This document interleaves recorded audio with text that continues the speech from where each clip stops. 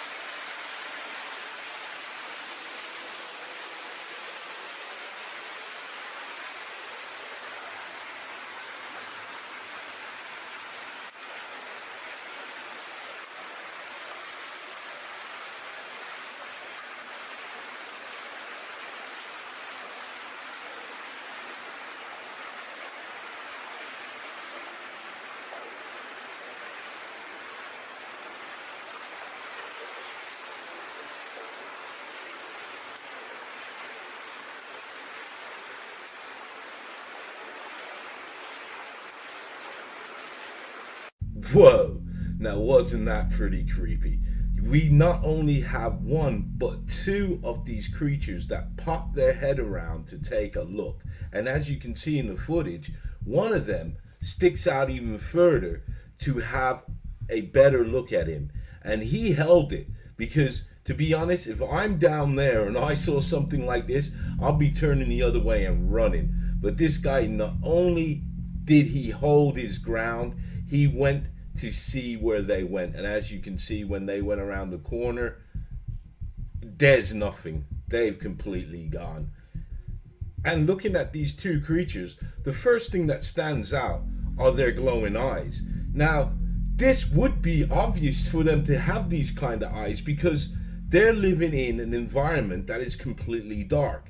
I mean, I'm looking at these and I don't believe these to be human. These are something else. What are they? Well, that's up to debate. But they're definitely something else. And look at the sheer movement of them. They seem very flexible. Even when he runs off, and you can see the creature when it runs off, it kicks up water as it runs. So, guys, this one is crazy. And when you think that it's all over, no. As he gets further into the tunnels after seeing these two creatures, he hears this blood-curdling scream. So guys, let's have a watch and have a listen. What the fuck? Did y'all hear that? Sounded like somebody screamed.